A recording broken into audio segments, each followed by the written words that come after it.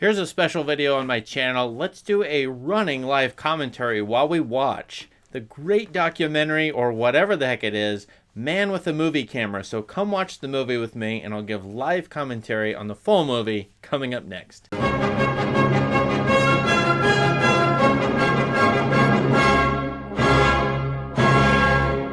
To participate in this, you've got to find the original movie. It's easily found on YouTube and watch it. Unfortunately, I can't put the video, the whole movie, with this video because I'm going to get blocked by YouTube if I try to do that. But you can find the video and watch it. And, you know, this movie is 67 minutes long. So if your video doesn't have music accompany with it, or you could actually put your own music to it. So feel free to play music, whatever the heck you want. Probably something upbeat, along with this commentary. So let's get started in 3, 2, 1, now play the movie. All right, so the movie is going, and we see the intertitles, or actually the opening credits come up first. We see this as a 1929 Soviet movie by Dziga Vertov, who is the wildly influential director here, the maker of this short piece. It's 67 minutes long, but that's actually pretty long. It would be 6 reels of film at the time, making a silent movie. And he made this not sure, not knowing that it was going to be seen forever and be influencing pretty much everyone ever who was making movies. In the 60s, the French New Wave artists, for example, Chris Marker, for example, pretty much anybody you know from the 60s onward has dealt with this movie, either directly or indirectly in some way. So Vertov is wildly influential, but in the time, he didn't know that it was going to be seen. So he made this actually to be seen one time at that. He didn't know it would be screened more than once. And so in a way, this movie has such a special impact on those one-time viewers in that one movie theater it will be shown at. So that's an interesting, as you continue to watch this movie, you realize this is not supposed to be like for the whole world, although it kind of is. Now, Vertov has his wife in the movie, and she's going to be the editor in the film you're going to see. You're going to see a lot of editing. She's the woman in the editing room. And it's so interesting that women tended to be editors and so on. But there is another man, I forget his name, but the man with the movie camera on top. And that's such a special shot, the imposition of the movie camera itself on the camera. By the way, what we saw on the opening titles was a declaration. It said that we're going to be no intertitles and that this movie is going to be cinema itself, that it was going to be separate from the traditions of theater and literature. And that's true. There was a lot of movies, Hollywood movies in particular, coming out of theater, opera, literature itself. And here Vertov is trying to discover about 20 to 30 years, 30 years into film itself, what the actual medium is and how it's different from or could be separate from these other kinds of art forms, how it could be its own thing. So the experimentation in this movie is absolutely wild. I don't see how anybody can't watch this movie and not be influenced by it. Go do your TikTok stuff, your YouTube stuff, go make a short movie yourself on your phone. How could you not watch this movie and not just want to go do stuff with movies? That's one of the great features of this film. And it contains pretty much any kind of shot and technique you would want in video today in movies. Now, there's more today that's been developed, CGI and that sort of thing. But for the most part, he's got all the angles. He's got stop motion animation. Definitely, it's so many montages. In fact, the movie really is a montage movie, the whole thing itself. Pieces of this put together with pieces of that make meaning over time. So this movie has a strong quality to it of inspiration, and it basically argues that you can put a camera anywhere and put any perspective that a camera can have. You can do that in a movie. And he's going to not only do that himself with the movie itself, and here it's a close-up of French horn, close-up of a cello or something like that. He's going to show you how the camera itself is put into action. So we see a lot of shots of, and you'll see this, of a man with a movie camera, which was not Vertov himself as his friend or helper. But you'll see how the camera is placed itself and the reflection that this film has on making films, shooting films, creating films themselves. I think that's part of the inspiration of it. It kind of shows you how you could go about doing this and how people go about watching films. So at the beginning here, we're in a theater where we're hearing music. or we're seeing music played on screen and montage of that, but also cut in with those movie shots. And there's a one appearing on the screen right now. And this is the structure. This is interesting. We had an overture beginning in a movie theater, and we will end in the movie theater with people watching this very movie. And I feel like this movie is, I think this is a wrong reading, but a postmodern movie, in a sense it shows you how it's constructed and that it is constructed.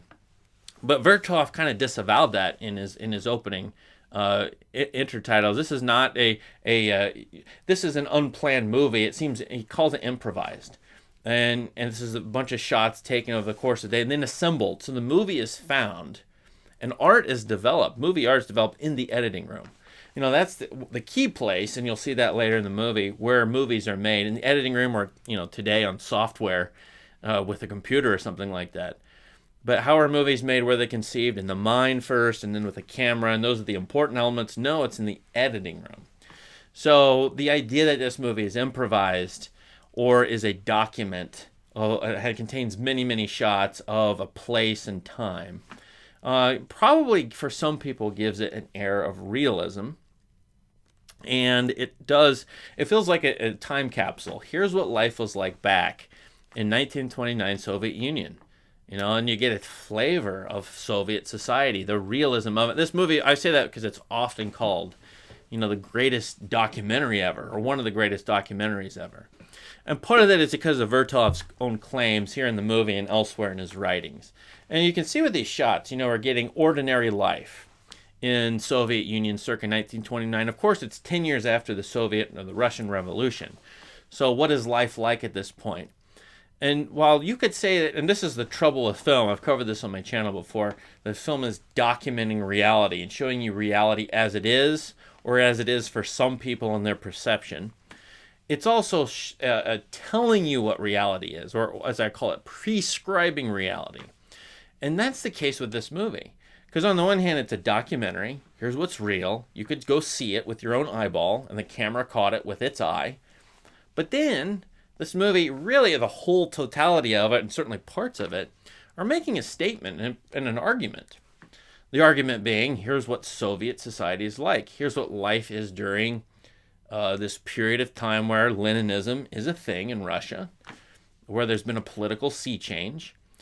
And I must say, the whole thing, all taken together, you get the life of a city.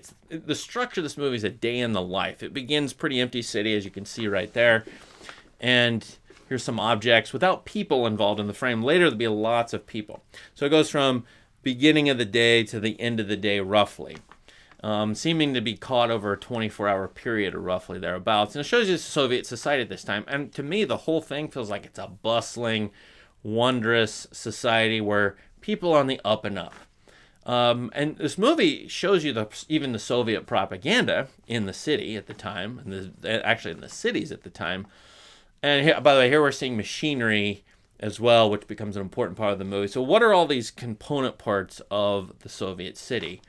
And the whole totality to me is that this is a dream, a utopian dream. Like, they have achieved an excellent civilization at this point. This is an improvement, certainly, over the Tsarist Russia before 1919.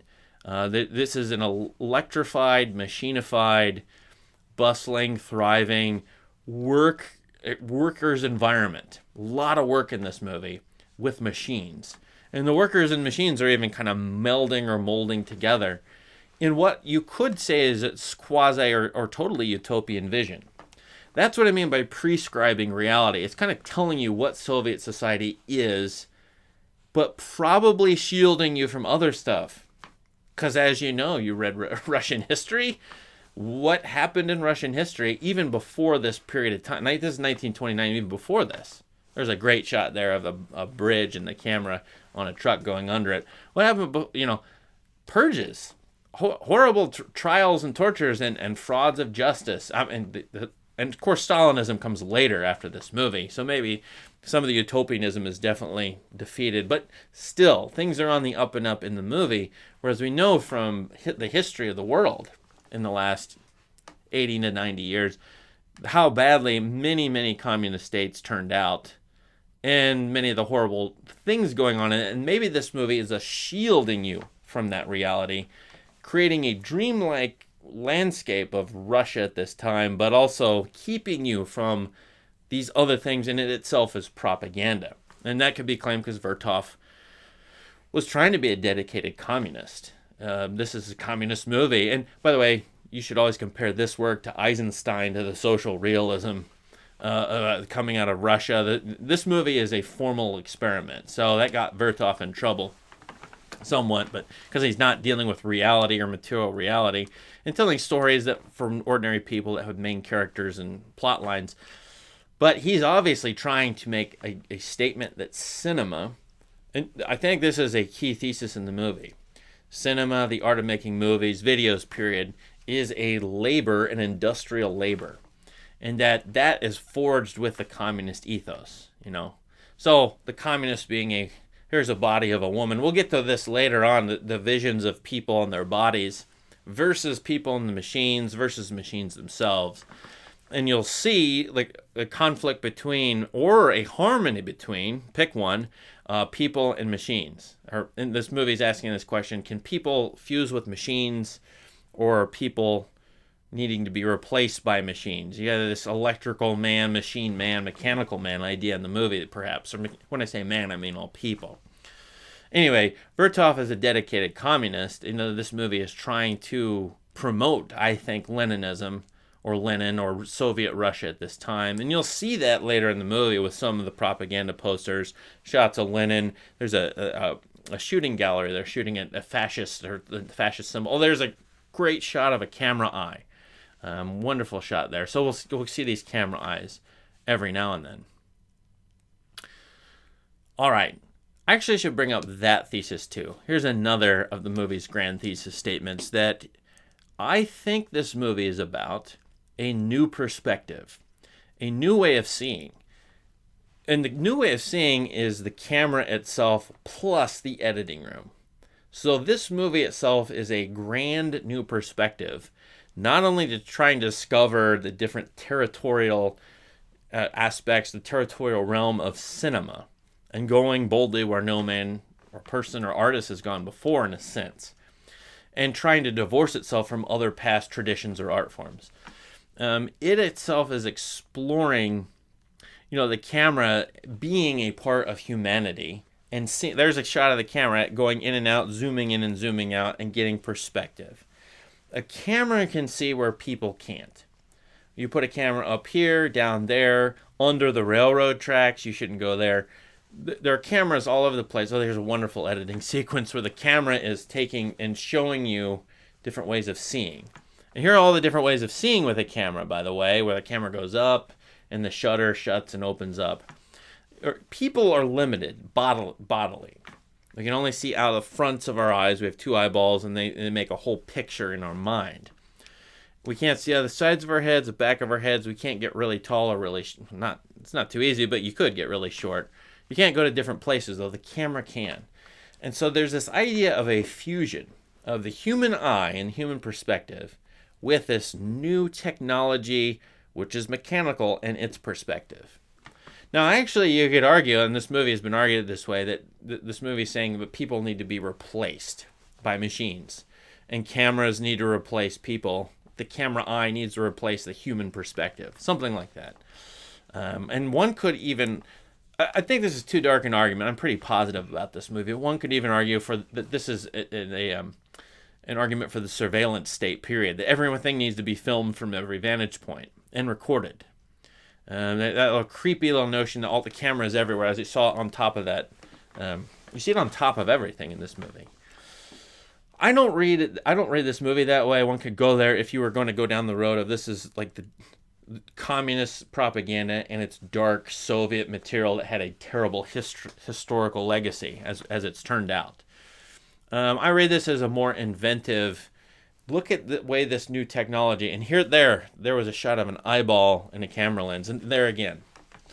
And it's seeing things, and here's another perspective. We see all variety of perspectives kind of put together in montage. Look at the world anew through this new machine technology that we can which the modern world is kind of opening up to us.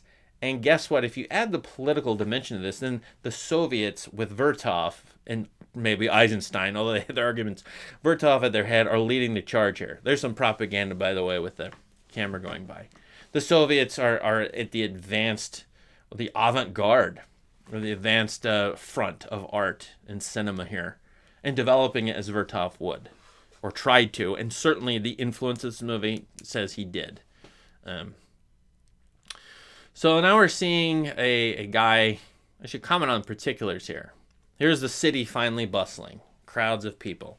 Oh, by the way, this movie was not. I mean, there's a lot of BS in the opening intertitles, the opening credits. This movie was not filmed in a day. It was not haphazard. We definitely see stage scenes. There are actors in this movie.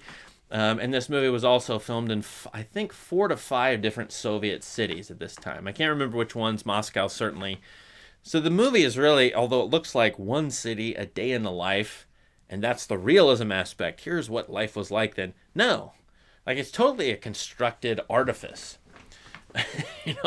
Contrary to some of the claims that it's a documentary. And actually, this brings up the idea that documentaries themselves are argumentative and constructivist inherently, and not showing you reality itself.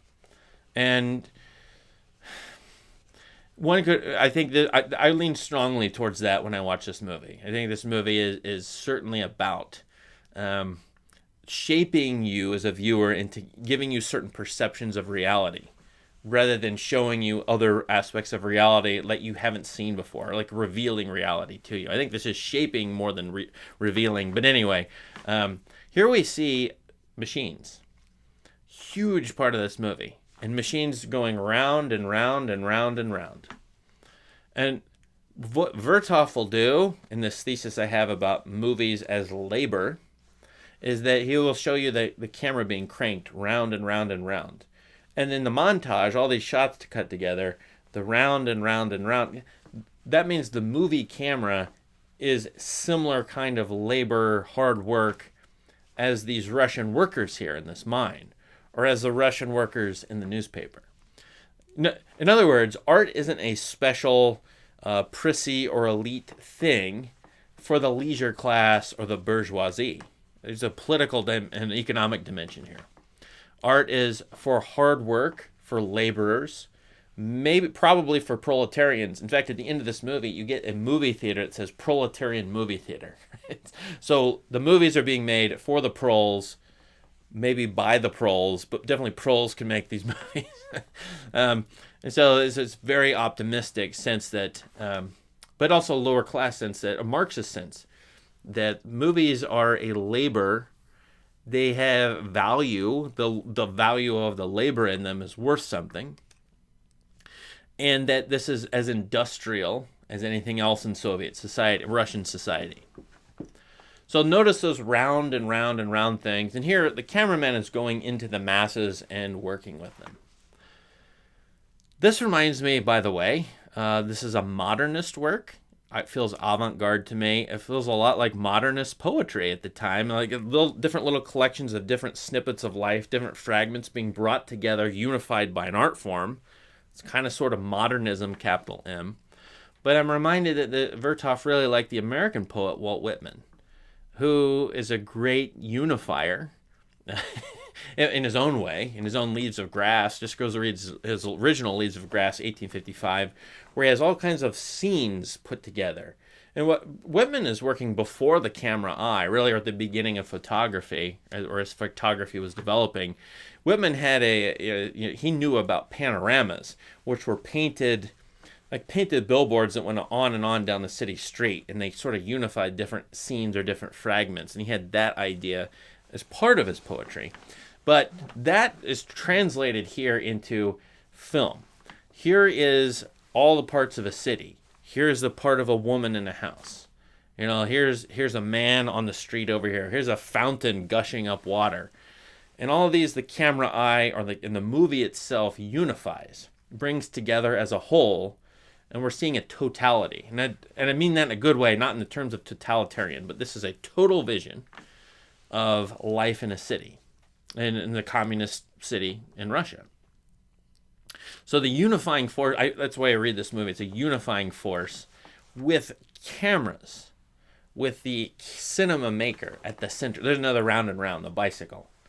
But the cameras and the cameraman and the editor also is the center of things and bringing things together like Whitman the poet was. Whitman claimed in his Leaves of Grass, he's the poet who's a prophet and priest who's going to unify all of America. It's the poets that are going to do this. As referencing Ralph Waldo Emerson's call for a great American poet. The poets are going to do this. Now, what's going on in this movie? This movie is poetry of visuals. It's a way of having different images and fragments, fragments in a good way, come together and create a feeling, a complex aesthetics. That, as the opening titles proclaim, only cinema itself can do, and cinema has its own way of creating its own poetry. So this is and the Soviets picked up on this. I think I said this, they labeled Vertov a formalist, which was not a good word for them. Realism is better for them. Realism meaning I've filmed things as they are, and I've got typical storylines and characters too from reality or history or something like that. Versus this, which is it could be, formalism can mean this, an elitist experiment in art. Maybe it's frivolous. Maybe it doesn't mean anything. Maybe it's apolitical or non-political. It's just a bunch of experiments in how to do cinema differently or uniquely, and develop the art, but not have any political, historical, ideological messaging in it.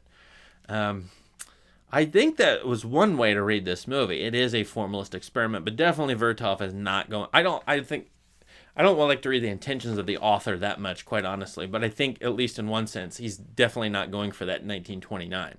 Although some artists might have been doing this in other parts of the world. This reminds me a little bit of like John Dos Passos and the camera eye passage, the whole camera eye in his USA trilogy. And yet, because that's about this time period. And yet, I find this to be trying to be a promotional movie about the Soviet experience. Now here we see the Round and Round, the machine, people working the machine, but they're going somewhere, transportation, and then we pull back and see a man with a movie camera. So we see the shot that this camera right here has, and there's a woman doing the round and round, and then we see the shot of the man doing the work. So we see both the montages, the film itself, and the way it's filmed, both together. And we have this idea we could have infinite cameramen going back and back and back and filming the cameraman who filmed the cameraman who filmed the cameraman. It's kind of like an Alice in Wonderland thing where it's falling down the rabbit hole. Oh, there. And then here you have like a Chris Marker thing. Here are a bunch of stills, movie stills. This movie has trying to develop cinema, every technique possible in it. And there's these sort of stills in sequence, as in Chris Marker's La Jetée, for example. Come up here. So anything you see here, and there's the film of film. Right. Now, again, I must repeat, I feel like Vertov is showing you that film is an integral part of the Soviet or socialist communist experience, and that it is good labor to do, and we must work it as we work the machines. So here, I think we're going to see, if I remember correctly, the editing room. I think that's where we're at. And then these little snippets of cinema. Here we're in a section where we're getting to that, where here's how the movie is made. Yeah, there you go. And then here's how the movie is put together. The constructedness of the movie. And that's Vertov's wife. Right?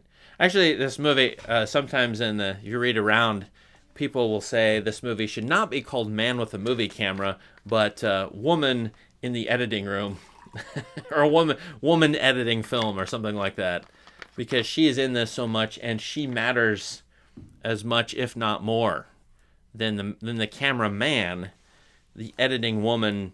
And so in a way, Vertov is being equalitarian here in a communist sense. Like, he's giving credit to women, or you could read it this way, who are not being seen or shown. Typical, like Hollywood, they don't show the editors, and people don't know that women are editing. Now, here is a woman's job working as an editor.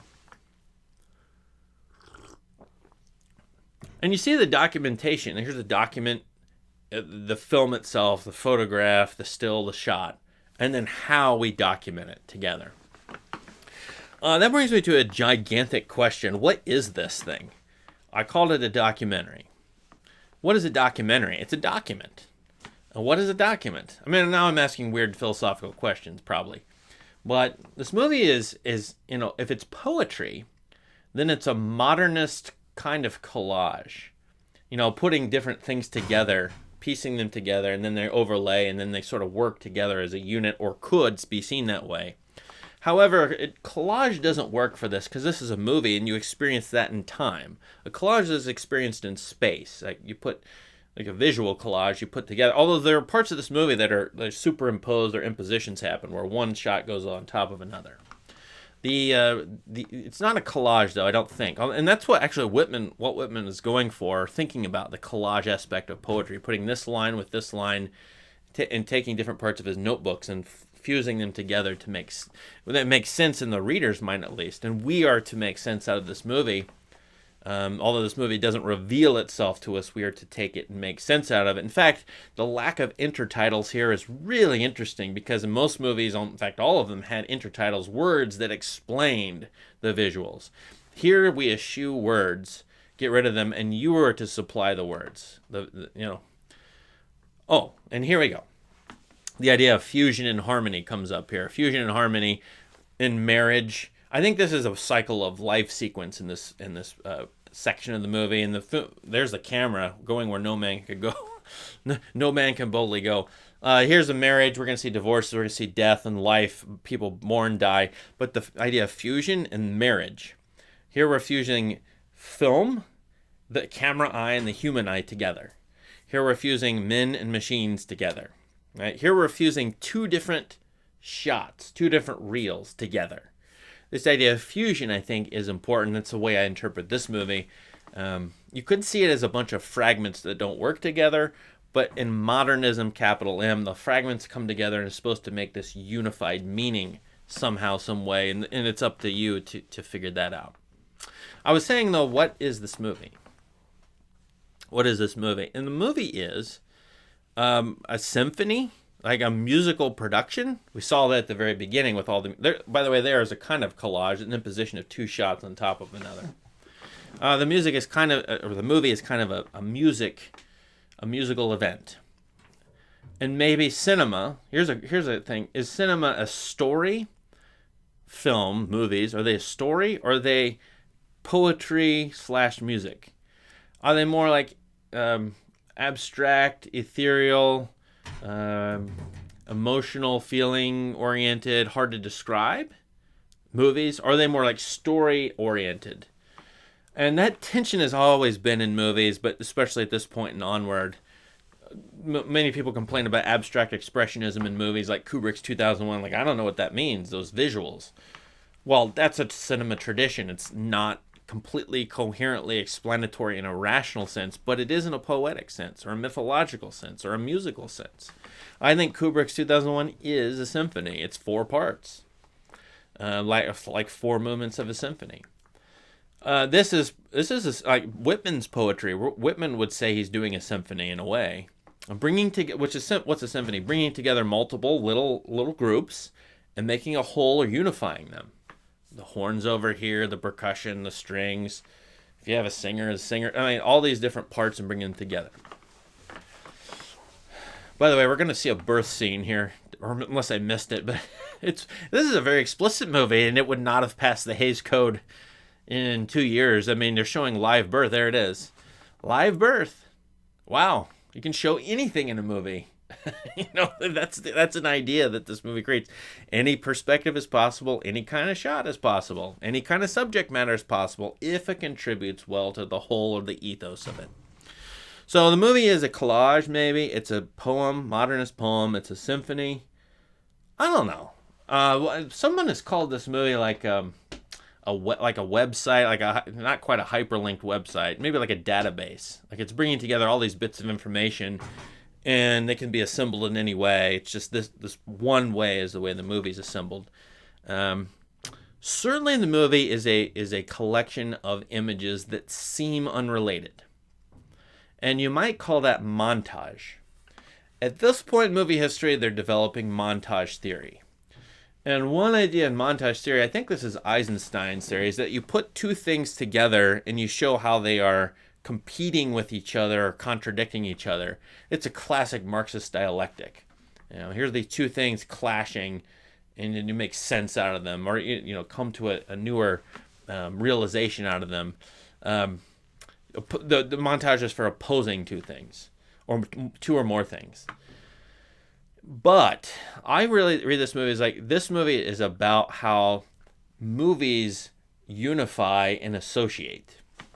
Right? So that may seem simple, maybe not. But I think this is one of the most important ideas about movies or video, period, that they are association machines. And you can take two things, trains here, an upside down shot of a door's shadow there, and then a moving, I'm describing the movie right now, moving shots and then tilted shots of a fast-paced city. Those four shots together, they have nothing to do with each other, maybe in your eye, but they do when you make cinema, because of they're putting back to back to back to back. Oh, I love this section right here. This is like the human eye going all over the place, being dizzy, wandering around. The camera perspective is fusing with the human eye here. Whoa, that's crazy. Oh man. And so that's the idea of the human and the camera blending together, or the camera making the human eye do something new. That is a passage in 2001. Go watch the fourth section of 2001, the one that people don't understand, where he's going through the wormhole. I don't know actually off the top of my head if Kubrick had watched this film or not, but that 2001 passage is here. Anyway, what's a montage like, or a movie? Association machine. So it's bringing all these different elements together, all these fragments, and then it's up to you, the viewer, to make meaning out of the fragments as they're put together. As I said, it's not a collage in terms of space. It's a moving picture in terms of time. So visually, it's not a collage, but you yourself bring them together, remembering the previous shot or the previous shots. Oh, that's it. 31:30. No, wait. 31:10. That famous shot of the camera lens and the human eyeball in the camera lens. That is the fusion moment. It's about halfway, not quite, but about halfway through the movie. And it's a wonderful moment where the human eye is supposed to be in the camera, of the camera, by the camera. They're combined. Why does that matter? Because before 1890s, you didn't have a movie camera, and before 1840 whatever, you didn't have an actual camera. You only had the human way of looking, which was internal perception or external senses. Now you have a device, a technological device that can be a part of the human body and experience. And we have only extended this idea since then, that the camera can go anywhere, and it can be made small and go all over the place and be part of us. So I have no doubt one day, our phones now are the cameras that are part of us. We hold on to our physical bodies. It's terrible when we drop them and so on. I have no idea that we're going to, for better or worse, get Google contacts or Google glasses and look at them. This movie will have predicted that. So anyway, I keep getting beside the point, which is fun. Oh, that's great right there. Guys cranking in the camera itself.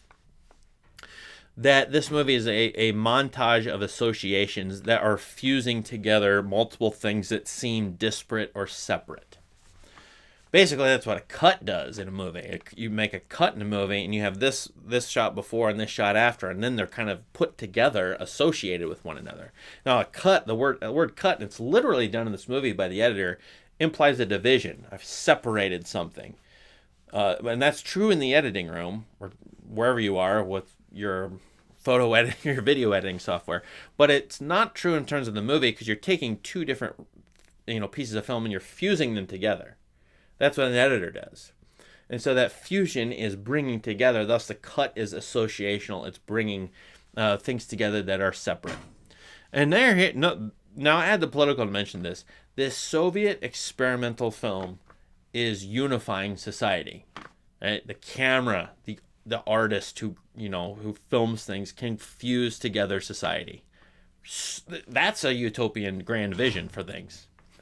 By the way, it's great stuff here. The camera is cranking, and then the human hand is going through her hair. Like both together, like the hairdresser, the shoe shiner right there, and the cameraman. That's the labor thing. And the camera does machine labor, it does bodily labor, it helps machine stuff out, it helps people out.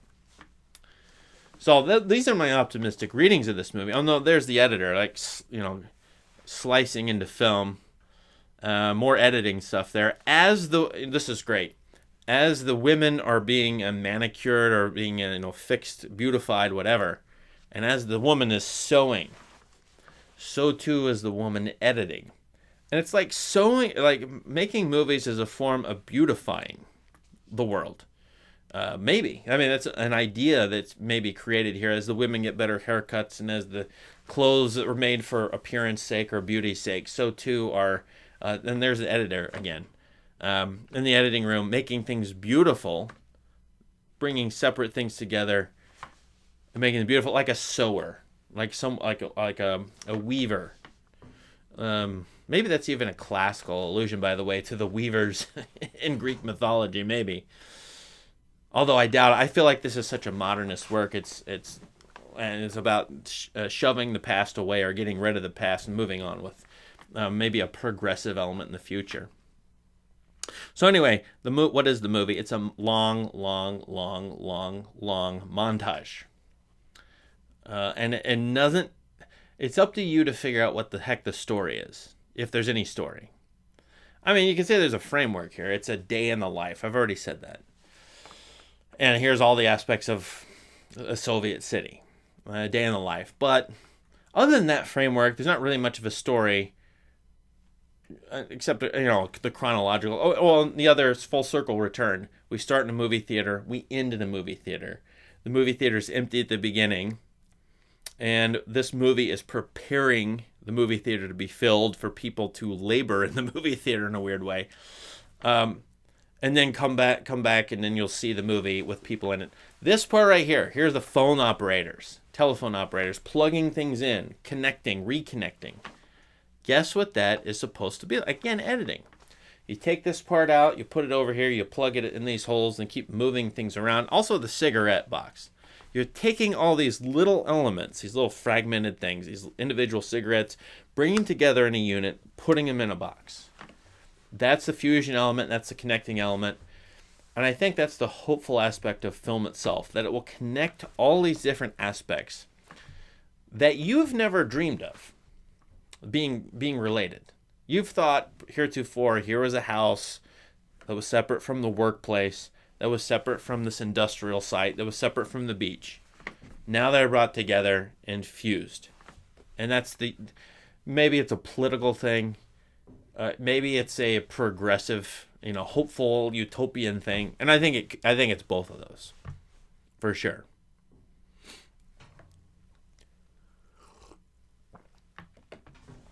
There's a wonderful shot, I think. It's articulating pretty much everything I'm saying, but now they're underneath the ground. I've been in the mines. I'm screwing this up. I forget exactly where they are. Digging out a tunnel in the city, I think.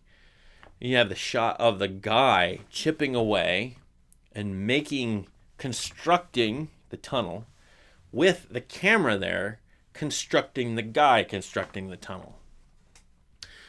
And that reflexiveness reminds me that who loved Vertov? Jean-Luc Godard.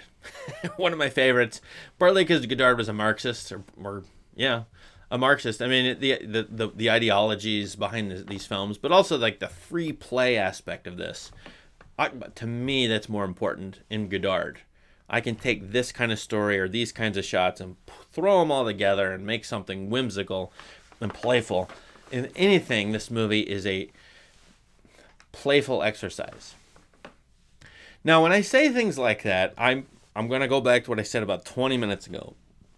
Every time I see this movie positively, as an inspiration or what playfulness, whatnot, I gotta remember what happened in communist Russia, let alone communist China and wherever else you want to name that was communist. Most of those social experiments, political experiments, did not work out very well for lots of people. I'm sure I'm going to weird comments at this point from people who see history differently. But coming now, soon, are the Stalinist purges. Before this, Leninist purges. And so when this movie says something happy and playful, and by the way, as you could do today with American movies or somewhere else, they're making reality seem too nice, too prim, too proper, too dreamy. But in the end, maybe that's what this movie is. Somebody's dream and hope and not reality. So there you go. There's more spinning there. Oh, now here we go. Wonderful sequence. The water sequence here. The dam, I think, in the camera capturing the dam. The movement of cinema. What is that? On screen, one of the wonders of cinema is the movement. Makes it different from other artwork, well, at least static artwork, like painting or sculpture. Painting and sculpture just stay there. They're static. They don't move. Guess what moves? What's dynamic? Cinema. What's like the dynamic? The machine, the dynamo, the dynamism of nature, the change in it. But here's humans controlling nature. So like water moving and shifting, so too is Vertov's cinema. By the way, this is great. That when I said earlier several times, the camera can go anywhere and you can get any shot you want. There is a shot, the guy being pulled up in a crane with the camera. Why not go across that water and take a shot up there? Who's ever thought of that? And this is the impetus of filmmakers, or the dream of filmmakers, are those who are innovative. Part of film innovation is getting a shot nobody's had before. So an example would be, lately in the last several years, drones and shots from drones, whether that's some amateur, but also they're being blended into modern professional movies. Drone shots. Couldn't get those before, or they were really hard or expensive to get. Now you can get them. So why not also put a camera in that machine right there and show it? That's and there you go, superimposition, or the connection of two different shots and two different points of view together. You can have that's different than a human eye. A human eye cannot see that way. If you saw that way, you'd be dizzy. There's many shots like that where the human eye the human mind could not perceive of it that way, but the new perception is those two shots and the two different perceptions together on the same frame. There's the idea of the camera like a machine connect. Oh, whoa. Crazy editing there. Having fun with editing. Oh my gosh. Actually, that brings up that little sequence where it's very fast editing, which was hard to do back then. Who's in control? The director? I always like to ask my students this. Who has the most say in a movie? Who's responsible for a movie's success or failure, box office-wise or in terms of artistry? And no one ever says editor, or very few say editor. But quite often in movie history, the editors have mattered a lot. Whether it's the director themselves editing, or usually it's a professional editor.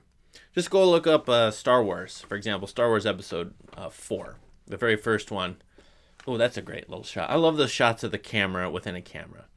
But the Star Wars Episode 4 is improved drastically by new editors who came in and changed things up after the first edit was made. And so the editor is in control of the cameraman.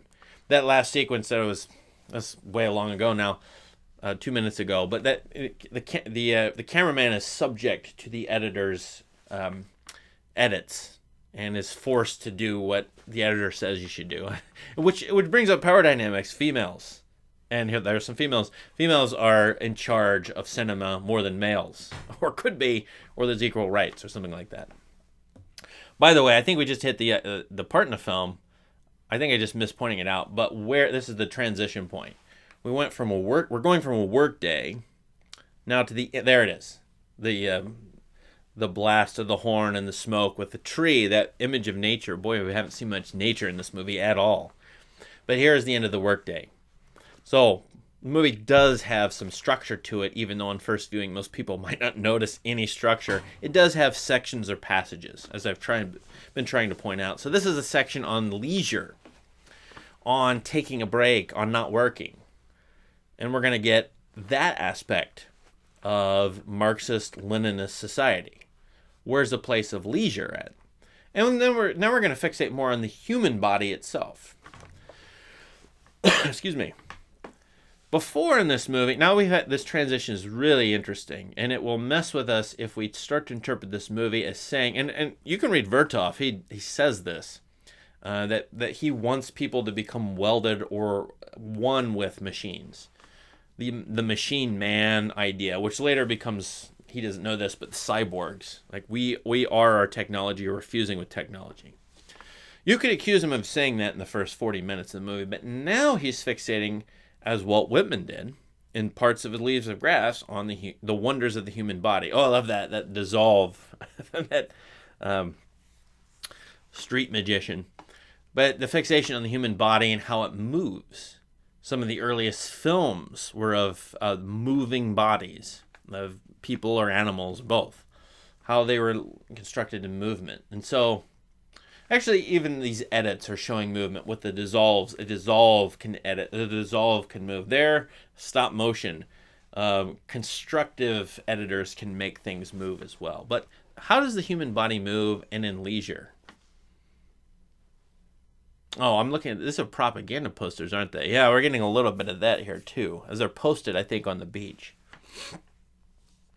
One question that comes up, if this is a Soviet communist Leninist movie, is like, isn't work and hard work and working for the homeland and comrades, isn't that the chief value? Where's the place of playfulness? Now, I've already kind of argued what I think here. The movie is playful in itself, arguing that work is play, or there's play in work. But now there's play and leisure, and you're going to have almost literally the sports events, or people doing sporting events. So here you have, shots, and this looks a lot like the very, very early films of people just moving, or what you might see in a Nickelodeon back in the 19-teens, or before then. Just almost no story or zero story, and just, wow, look at the wonders of the Nickelodeon, where there's just images of moving along. I've never seen that before. Now you're getting that and that reaction of people as they're watching. What's fascinating about this passage is that these people in these reaction shots could be watching the athletes, or they could be watching the film itself, or both. So that's the case. It's the reaction shot. Here, I'm reacting to what I just saw. And also the reaction shots are telling you how to feel about what you're seeing, because the people are sort of substitutes for you. But the idea that the movie itself is moving and playful, like the bodies of the athletes. And this, again, is a new perspective. We're seeing things we haven't seen before, like the slow motion. We've seen athletes move, if we go there live, but not in slow motion, which is a camera perspective. And there you go, the guy swirling that. I don't know what to call that. You'd let me know in the comments. I forget what that is. Not a discus, obviously, but that hammer thing, or that ball and chain thing. Moving too slowly for reality. But now this new perspective shows us the bodies. Oh, and there's a freeze frame. Cinematic movements. Freeze at the top and then move. That kind of shot has been used forever. You still see it in modern cinema. The action to freeze frame to action. I mean, Vertov, my goodness, the guy had... This movie has as many shots as you could possibly want. All the angles, low and high, and medium long shots, close shots, extreme close, like every single thing. Slow motions, animation, everything you'd want.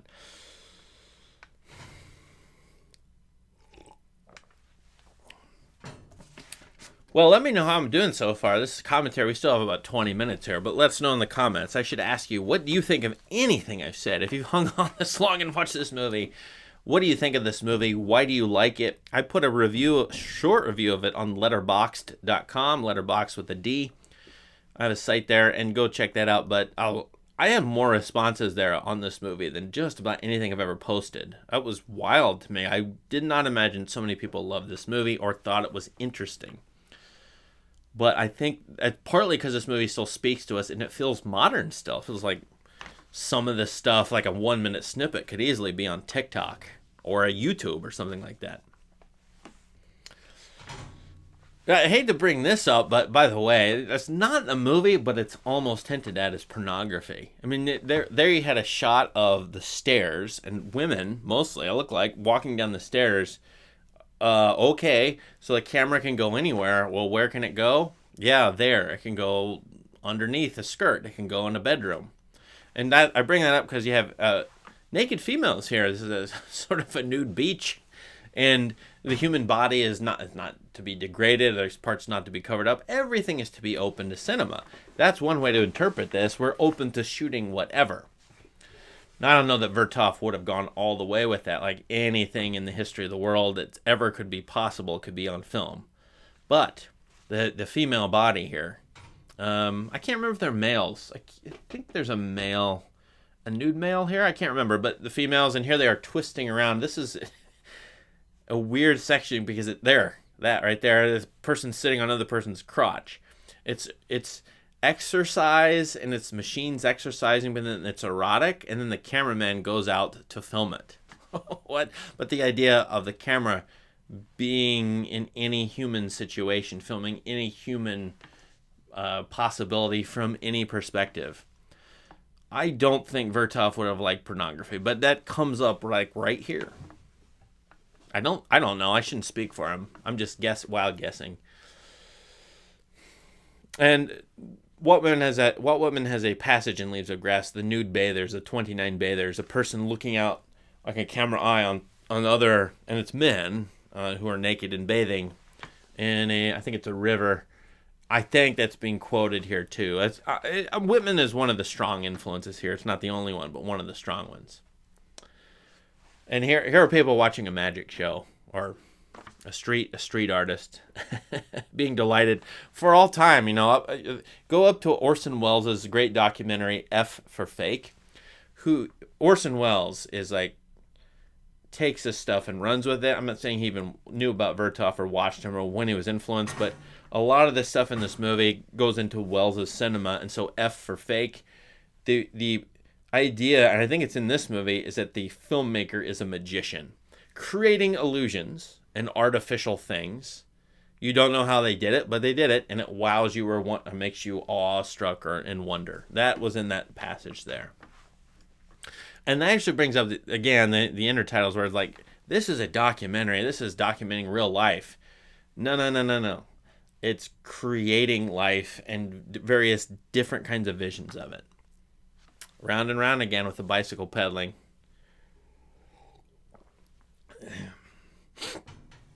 What a strange shots. I don't know, by the way, what is this contraption? Like riding a horse? I found this one funny. She's bouncing up and down. I think that's what it is. But I think it's an exercise machine.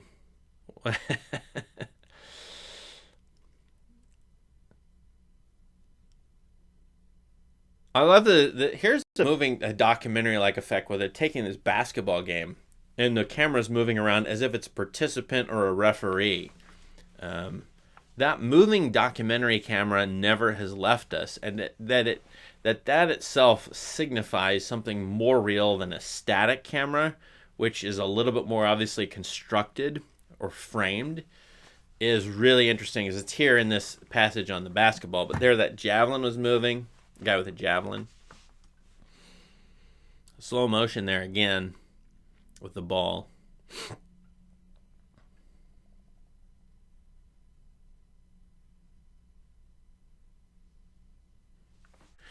So anyway, let me know in the comments what you think about this movie. Any aspect of it, any of the shots that have been made, anything that I've said, whether this has helped you or not. That would be really helpful and get a conversation going. This channel always has good commenters on it. Man, one shot after another. Okay, so this is the montage thing. Here I'm bringing this sport, this exercise, this person, that person, and I'm fusing them together. Even I'm fusing perspectives together to get new insights, which Vertov claims is supposed to be a Soviet ethic, and which I'm telling you in the history of Vertov, it's like no, they rejected him as a formalist, and you could say like he's more like a modern, like I said this, a modernist poet, or a modernist novelist, maybe. As opposed to like the hardcore Soviet realist stuff, like here's a story about Ivan the Terrible, and we're going to show you the dialectical materialism in his life. Right? I feel like dialectical materialism is hard to get out of this movie, but if I were in 1929 Soviet Union, probably I could get it easier. And definitely some of those French New Wave guys who are Marxists did as well. They saw Marxism in this thing. Oh, I love this. That merry-go-round. Here's the woman on the merry-go-round, and then here's what she sees. Right? So become the person in the movie. Those are the layers of the ideas in this movie. Here's what it looks like to be the person in the movie. Here's what it looks like to look at the person in the movie. And then third, here you're seeing it there. Here's what it looks like to see the person filming the person filming the perspective in the movie.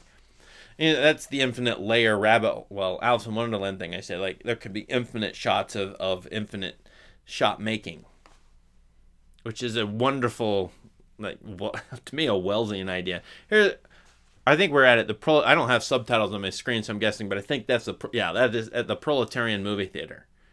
Movies are for the proles, not for elites. And that the distinction between art forms, there's high art, there's low art, comes about and is really, really a thing in the early 20th century where opera, theater, modern novels, those are for modern poetry, those are for elites.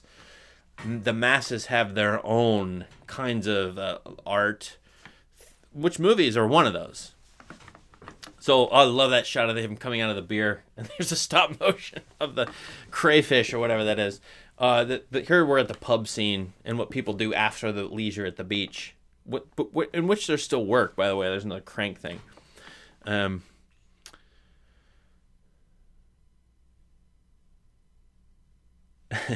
I forgot what I was saying just now, so who cares? This is great stuff, though. Here's a shot. So, and again, what's the structure of the movie? Here's work. Here's leisure time, here's relaxation time, and that feels like a documentary. Whoa, that's what it's like to get drunk right there. Like those bottles tilting. What's it like? And that's one great thing about movies, that they do simulate what it's like to be, there's Lennon, what it's like to be a person who you couldn't possibly be. And the idea that the movies are a simulation. Or, they're a dream, but they're a simulation. And the montage can bring you that simulated aspect of seeing all things. Now, this right here, that backwards checkerboard, chess set, see how that's played in reverse. You are being shown the magic act there. That a camera in the editing room can do things that you hadn't thought about. By the way, that's the idea. You have not thought about this movie being put together. This movie is asking this question. What shots previous in this movie were done in reverse? How many were done in reverse? Did you ever think that any were done in reverse? Maybe you didn't. Then you get to that checkerboard and the chess set and the games being played, which is likened to shooting fascists right here. Playing games, shooting fascists brought together in the montage right now, and getting drunk. All right, so shooting fascists is fun, playful stuff. That's in this section right here. That's classic, awesome propaganda. I'm not for it, but like, it's trying to associate those three things together. Anyway, playing that shots in reverse makes you ask this question: what else was shot in reverse? And then it should make you ask this question: what else was constructed that wasn't real, like The Magician earlier? That's why I read this movie as more of a constructivist movie. It's artificial rather than a documentary. It's more a formal experiment than a although I do get what I still have in my head. What is life like? There's Marx. Life like in the Soviet Union. Well, I get some glimpses of it here for sure. But still, I think this is a constructed work. And clearly we're shown that. There's the radio, by the way. You can't get sound in movies at this point, so now that was a visualization of sound. Right there, that accordion in the gramophone. How cool is that? You get here's what sound looks like. Here's what it looks like to hear. Right? Movies can show you what sound looks like. Which is like mixing up the senses. And that's how movies are like the thing. I feel like cinema is the thing. It's like the thing that can show you the new insights into reality you haven't seen before. A thesis, as I'm saying, of this movie. Wow. All right, we got about 8 minutes left here. I hope you've enjoyed this. I've had a lot of fun. Although my voice is going now, I'm drinking more and more water. What comes up last, as I said, is the end of this movie. Fascinating editing here. This is going to speed. The speed of cinema and how fast or slow it can go. This right here is crazy. Bottle reaction playing, bottle reaction, blah, blah, blah. There you go. That's as fast as you can go, and then dissolves onto the dissolves. Now, other movies do this at this time or have these kinds of passages. Go watch the great movie Sunrise, and it has passages like this. Metropolis is wonderful. There's an opposite sort of a vision of a 1920 city, Fritz Lang's Metropolis. You should go watch that. Oh, I love that right there. But go watch Metropolis along with this. That stop motion camera is just wonderful. And you get this idea there that there are viewers watching the movie itself. These people watching this camera be animated. By the way, the stop motion animation is so key. King Kong comes out in a few years. It's used up to, they still have stop motion, obviously. But the camera itself is alive. And it's its own being and creature, and it's creating things on its own now. It's kind of given its own life, as it were, because of this very movie, and you watching this movie has brought life to this machine that had no life before. You know, that's fascinating. That idea is fascinating in this.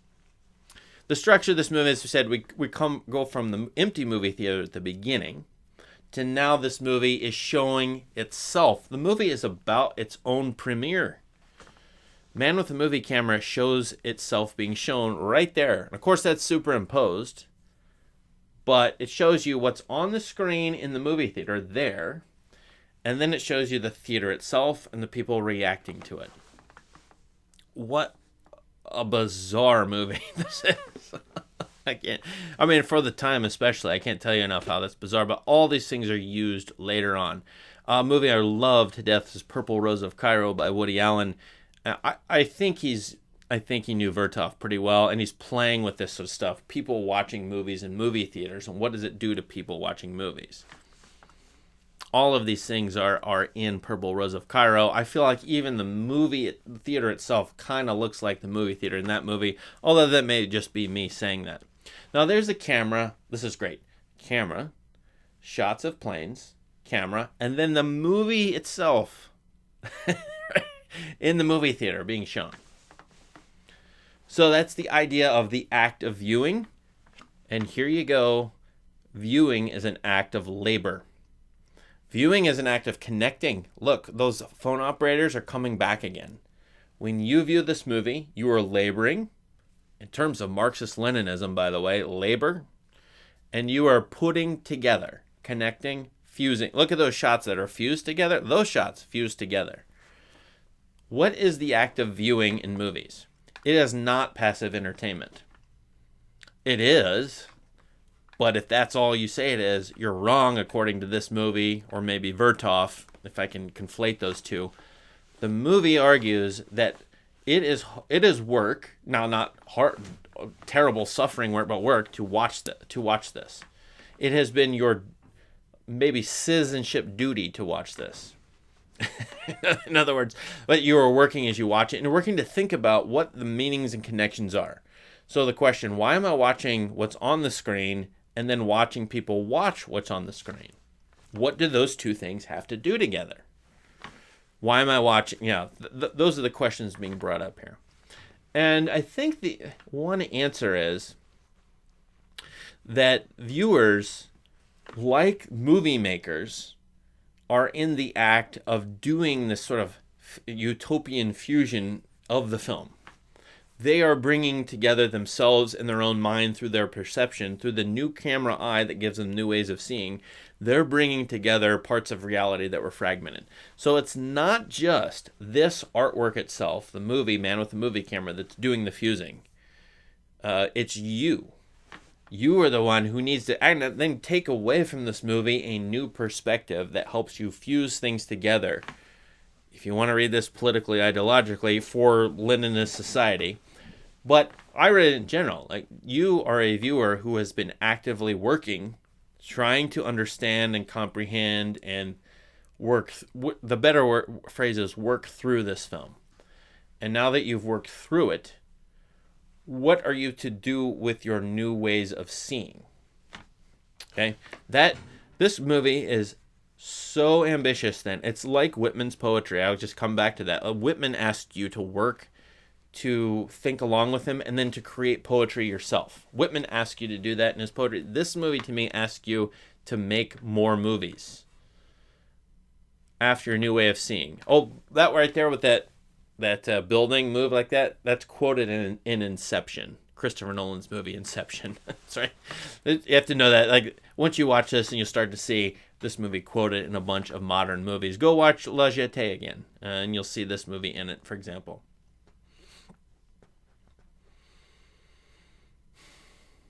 And there's a man with a movie camera being watched by people. Oh yeah, we saw this earlier in the movie, right? And this was being played at a different speed.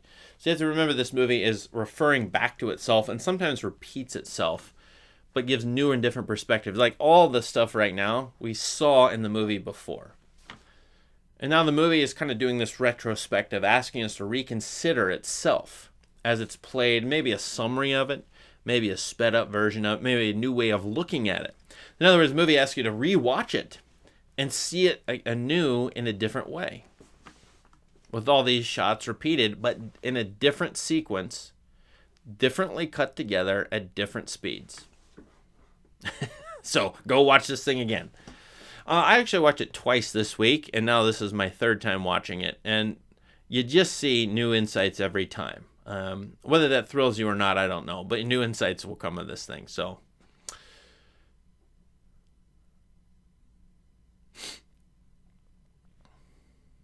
and there's a mass society, the city working together in masses. The movie praises masses of people. A lot of elite Western stuff. It would denigrate the masses.